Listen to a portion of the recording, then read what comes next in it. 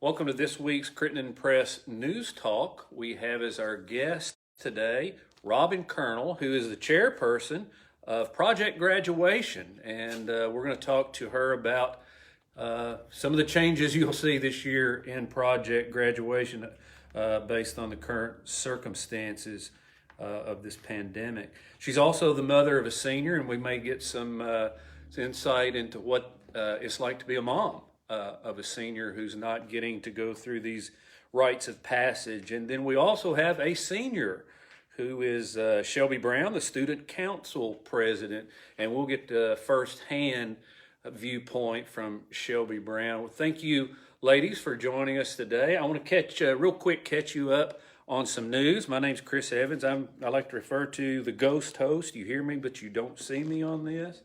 A couple of things I want to catch you up on, let you know we're following in the Crittenden Press, and we'll be writing about more next week, is not only this graduation, the virtual graduation and some of those plans, but also school administrators are really starting to work on the next school year and what that's going to look like. And the state education commissioner has even asked local superintendents to start thinking about going back in July.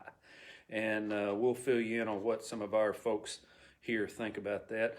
Also, there's going to be some new cell phone policy at the high school next year. We'll have details on that in the Crittenden Press. And we visited with some young farmers out in the community. I even talked to Robin Curnel about that this week, getting her idea on some guys that interview young farmers who are out on the farm and how they're dealing or not dealing, I might say, with the coronavirus. Today's show is brought to you by Jason Hatfield and Carl Hatfield at Marion Pit Barbecue and Jason Berry at Keystone Financial. Appreciate our sponsors. We're going to start today's show talking with Robin Curnel about Project Graduation. This is going to be certainly a different way to hold Project Graduation, and you really aren't going to have an in-person one, but tell us what your plans are, how you're trying to honor these seniors and help them out through Project Graduation. So let's start with what exactly is Project Grad. So Project Grad was a program started several years ago. Some schools do Project Prom, but Project Grad is just a way for the seniors to have one last night, I'm trying not to be emotional, but one last night together, just them, and no extras, no extra boyfriends, siblings, families, but it's one night for them to be together, fall in graduation, all the activities, and it's also a way to keep them safe that night. We know there's opportunities out there for them to participate in other activities that maybe aren't what we want them to do, so Project Graduation just gives them an activity to do where they're all together, it's just them, and it's been done various ways in the past. Last year and a couple years prior, it's been hosted at the school. It's really up to the kids on what they want to do. Some in the past have elected to go outside the school, and that's okay. It's truly what the kids want to do, and we fundraise through the year. We start in the summer, and we fundraise right up through May most of the time. And Project Graduation, as you said, is usually an opportunity for all these kids. It may be the last time they see one another, and it's after all these other, the award ceremony and baccalaureate and the pomp and circumstance of graduation, where everything is formal, but there they kind of let their hair back, and it becomes an emotional, really an event. And it is such a tragedy that they're losing this. Shelby Brown, who student council president, an honor student, and Shelby, reflect on that for us, what it means to be a senior and to miss not only Project Graduation, but all these other moments that you will never get back. I feel like it really is a big event for us to get these opportunities, and we're very blessed to have the chance to do that and have that last night together. And to me, it was something I was really looking forward to, as I knew it was going to be the last time with my class in the school that we've been together in for 13 years.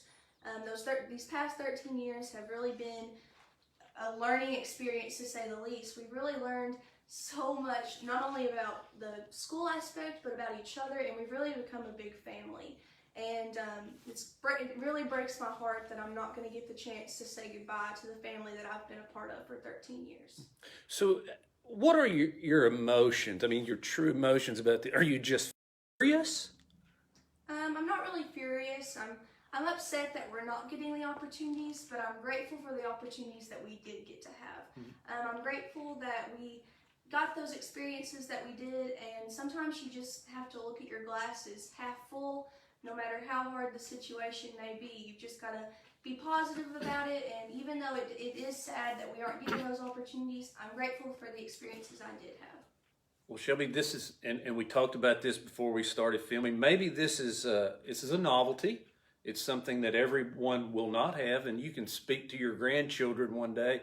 My grandmother always talked about the Great Depression and how living through it, I just think so much of those stories she told me, and those were hard times, and these are hard times and difficult times, but it's something that she always talked about, almost like there was a fondness of it. And do you think you'll ever look back on this and say, we lived through a moment in time, a moment in history that people will be reading about in school books for ages? I think we will look back on it. We will look back and notice that there were bigger problems than what we think are our problems now. And I think something that we can all take away from this experience is, I think we can take away that we need to seize the moment when we have the moment, because we really shouldn't put anything off, because it's not guaranteed that you'll get another opportunity to have those chances. And I really think it's important that we realize that. I think that we should make sure that we make the most out of each day we can. I want to remind our viewers today that our broadcast is brought to you by Jason Berry at Keystone Financial. He's a financial advisor here in the area.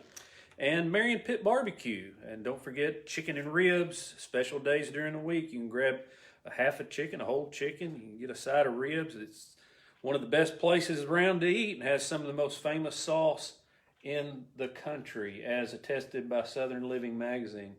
Robin Curnel coming back, and let's talk a little bit more about Project Graduation.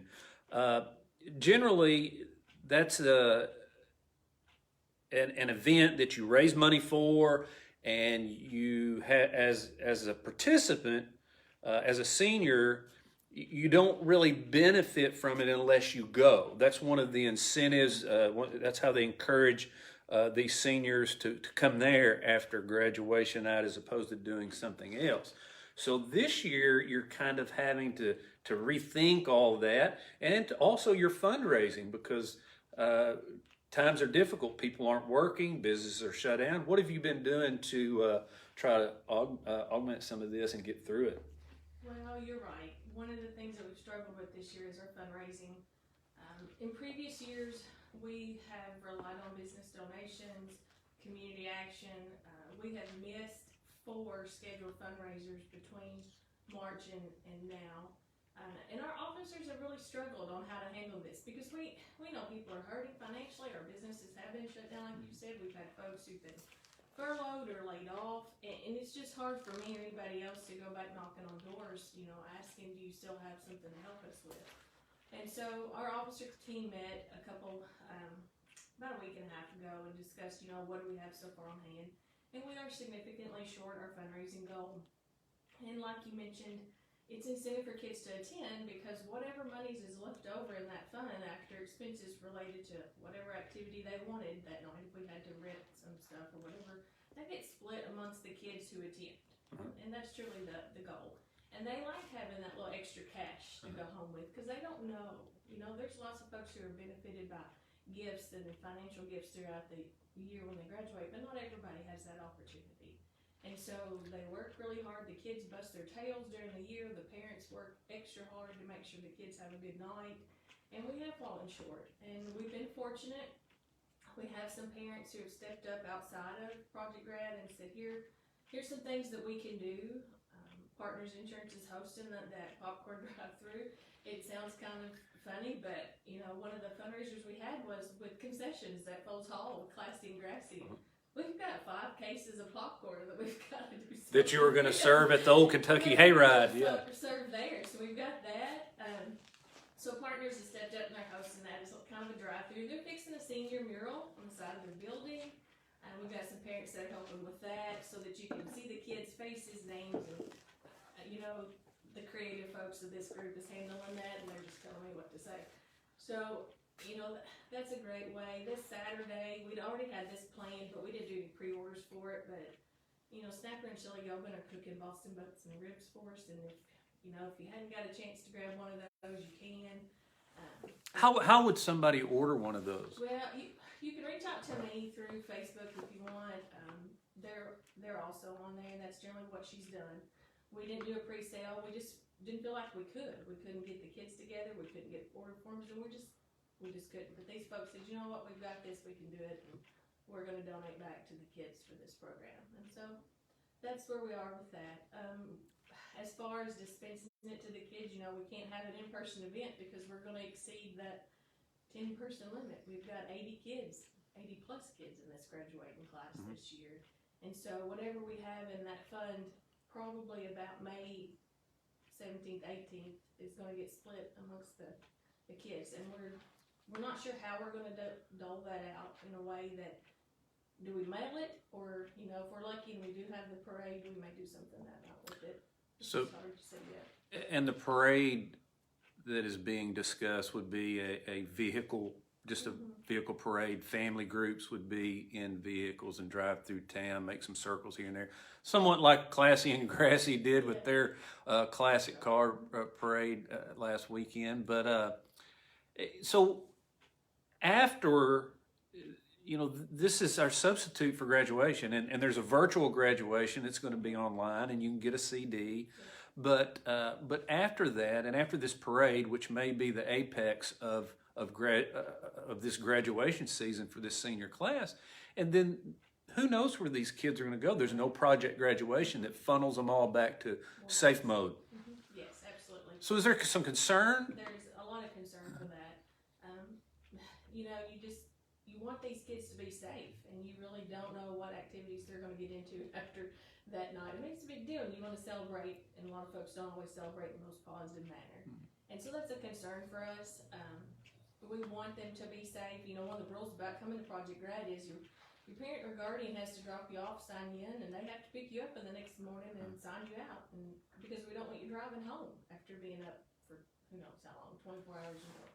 So it is a real concern that we're not able to have something like this for them afterwards. And we're also worried that we can't get them together again because the last time we've been together was March 16th. Picking up stuff to get ready to go online for 6-8 weeks. And did not know it was going to last this long. I want to remind our viewers that today's broadcast is brought to you by Keystone Financial and its financial advisor, Jason Berry. Jason has grown up around here. Many people know him, and he's out there willing to help right now in these very troubling financial times. He's got plenty of advice and maybe steer you in the right direction. Marion Pit Barbecue is also a sponsor today.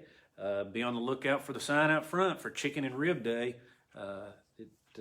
It's a wonderful time to stop by and grab half a piece of chicken for lunch, or half a chicken, I should say, and that's about a meal for some folks. And don't forget their famous sauce that has been written up in Southern Living magazine. Shelby Brown, as I mentioned earlier, you're the student council president and honors student, and you left school, what was it, on March 11th? Was that the last day? I think it was the 16th. Was it March 16th? Okay, was the day. And at the time, it seemed as though, hey, this thing will be over in 2 weeks. It's kind of like the ice storm was a disaster, and it lasted a couple of weeks, and then everything went back to normal. Here, it hadn't happened. So what is that like to think that you're going to get back with these people, and then some you may never see again? I think if I would have known back on March 16th that was my last day in our physical school building, I would have done things a little bit differently.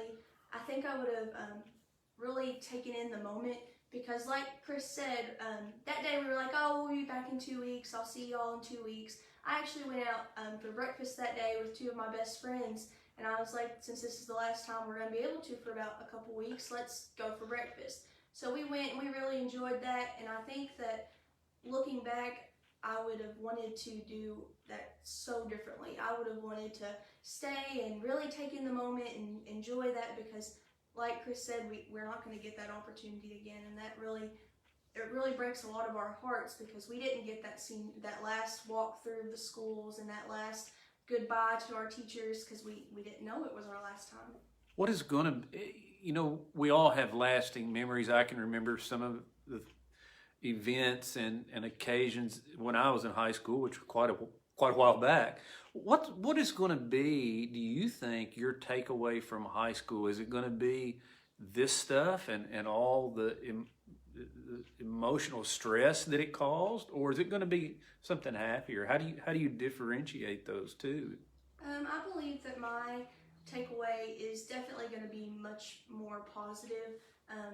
During my 4 years of high school, I've been blessed with many teachers who have really changed my life in many beneficial ways. I've had many teachers teach me so many things that I never would have had the opportunity to learn without them.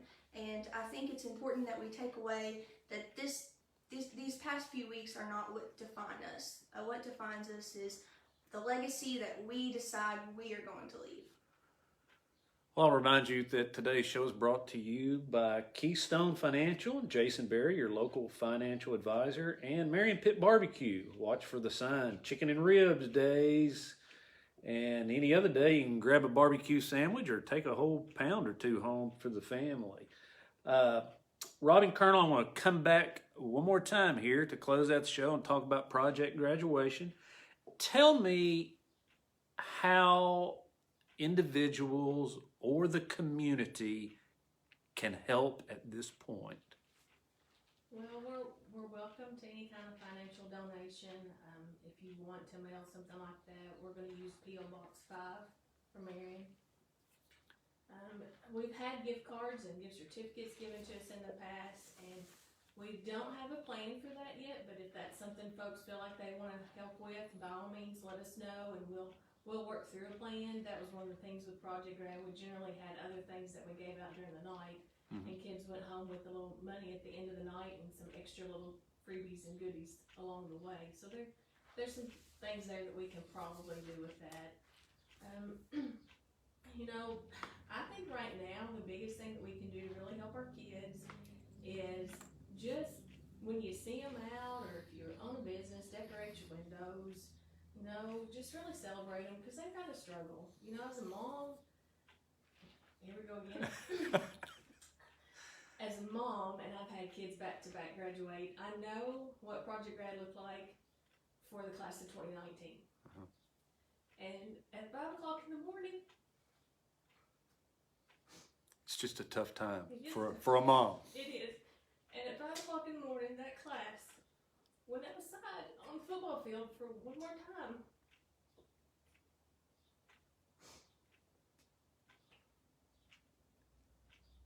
I think it's harder on us than it is on them. Sure. Absolutely. Is it because we know? We know. Yeah. We know. And they will come out better for it. Shelby's talked quite a bit, and I'm so proud of sitting here listening to her, because she's a good example of how so many of these kids have taken this right now. They are really honestly probably handling it better than we are. What kind of legacy you want to leave? That's important. That's important in your high school career. That's important in your college or university or trade or job. What kind of legacy do you want to leave? That's important to me. So that makes me very proud that they recognize that. But yeah, it's hard because I know what they're missing.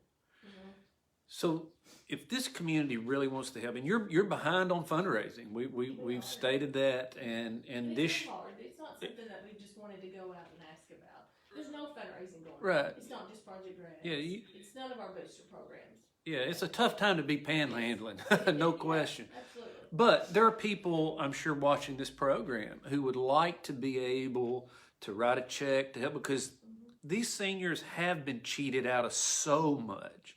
And if making a donation to Project Graduation can help in some little way, I know there are people out there who would be willing to do that, because at the end of the day, you're going to write a check to each and every senior in this class. And as we mentioned before you had in the past years, you had to participate in Project Graduation in order to get anything, to benefit from it. This time, everybody's just going to get a check.